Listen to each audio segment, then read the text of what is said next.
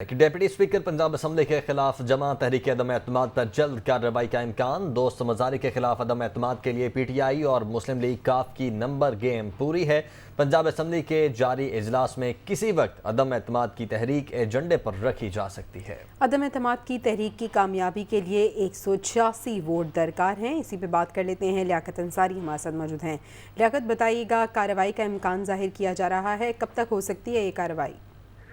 आज बिल्कुल deputy speaker सरदार दोस्त मजारी के खिलाफ मार्च में जो है वो अदम एतमाद की तहरीक जमा करवा दी गई थी, लेकिन 25 अरकान के मुनहरफ होने के बाद 186 अरकान की अक्सरियत हासिल नहीं थी जो कि लाजमी तौर पर चाहिए थी, इसलिए उस अदम एतमाद की तहरीक पर ताहाल कोई कार्रवाई नहीं हो सकी थी। लेकिन अब जब वज़ीर आला पंजाब का इंतखाब हुआ है तो उसमें PTI और काफ लीग की नंबर्स गेम में 186 की गोल्डन फिगर जो है वो इन्होंने अचीव की है। तो अब तहरीक इंसाफ और मुस्लिम लीग काफ जो है वो पंजाब असम्बली का जो रवा इजलास है इसी में जो है वो अदम एतमाद की तहरीक को जो है वो उसे रीएक्टिवेट करना चाहते हैं और इस पर किसी वक्त भी जो है इसको एजेंडे में रखकर जो है अदम एतमाद की तहरीक पर वोटिंग करवाई जाएगी। इसमें ये ज़राए का कहना है कि क्योंकि खुफिया वोटिंग होती है और PTI के पास वैसे भी 186 अरकान पूरे हैं, तो PTI और काफ लीग इस तहरीक अदम एतमाद की कामयाबी के लिए पूरा उम्मीद है, क्योंकि डिप्टी स्पीकर का जो हालिया रोल सामने आया है, बिलखुसूस जो रूलिंग मुतनाज़ सामने आई है, उसके बाद PTI और काफ लीग जल्द इसको एजेंडे पर लाना चाहती है। जी, बहुत शुक्रिया लियाकत अंसारी अपडेट करने के लिए।